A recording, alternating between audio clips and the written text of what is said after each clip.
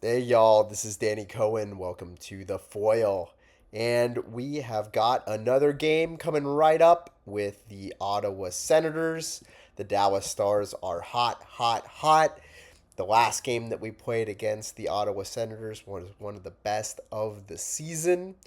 It involved a 2-0 comeback from us with an overtime game winning goal from Hintz. So hopefully we'll see a little bit more of that. You know I like that East Coast hockey. So Dallas is the number 2 team in the league. We've got a 5-game point streak. We're 8-1-1 in our last 10. Ottawa 6-3-1 in their last 10. Could we see some fights here tonight? We'll talk about that and much more. Before we do, go ahead and crush that subscribe button. Send me to some of your friends. Get the word out in whatever way that you can. I'd love to do more with this, and we'll see what we can do with your help. So Ottawa has got 6 fights on the year from 5 different players. So this is a team that likes to mix it up. If you're into the fight game, this might be a good bet to see one of our very few fights that we've had all year. Maybe it'll be somebody like Bichsel. We've got some other players that can do it as well. So, we'll see. But we've got the number 1 power play in the league now after last game by a couple percentage points. It's not even close anymore. So it's pretty impressive. We are going up against the number 31 penalty kill in the league in Ottawa. So this is where I think that the game has a good chance of being won and lost is on the special teams. If we can force that penalty kill to take some swings at the bat against this team, it's going to end up not so good for them. So let's see if that happens, and I'm hoping that it does.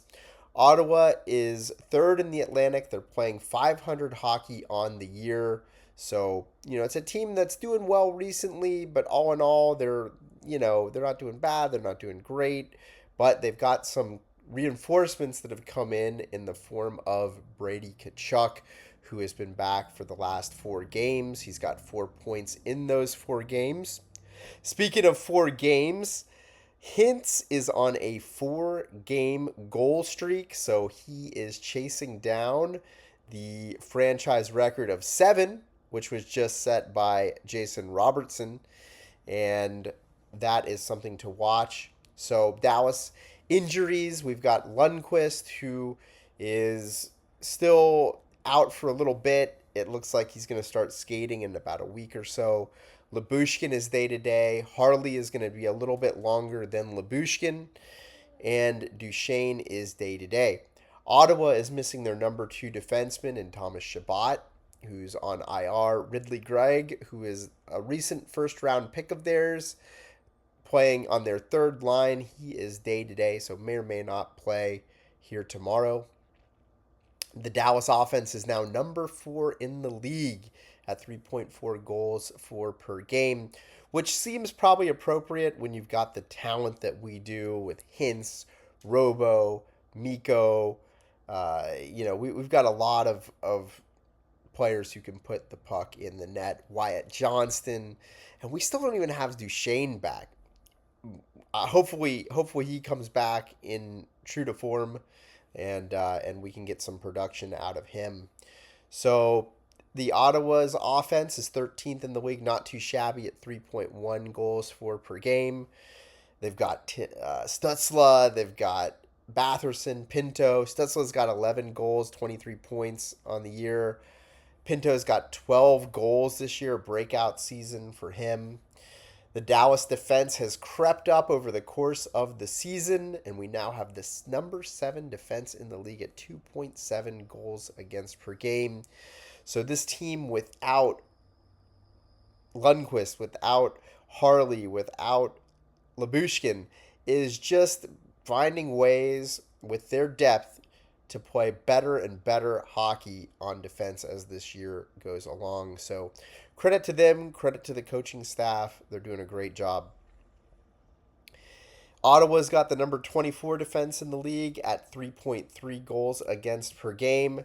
They've got a stud defenseman that can put some puck in the net and make some plays in Jake Sanderson, who's got 4 goals, 15 assists, 19 points in 24 games played. So Ottawa has the number 10 net power play at 20%. So we still got to watch out for them on when they've got their turn with the man advantage. They are a dangerous team, and the Dallas penalty kill is creeping on up.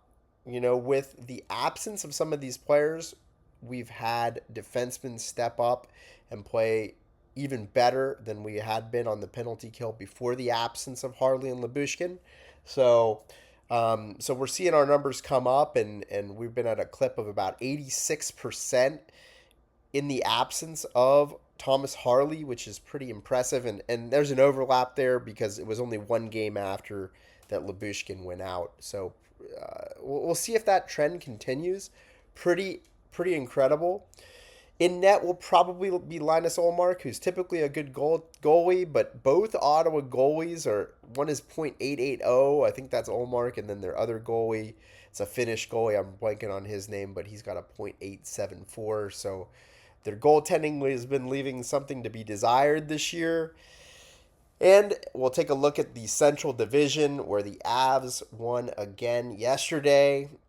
The Avs have a 16-game, or they run today, rather, and they've got a 16-game point streak, the second longest in franchise history. That's a long streak. Their record is 19. Minnesota just beat the Avalanche, but they did it in overtime, so the Avalanche ended up getting a point on that game to continue their streak. And the Minnesota Wild have a 7-game winning streak right now and a 10-game point streak in the murder, death, kill division. So we need to win to keep these teams at bay. Everybody's winning. Everybody's picking up points.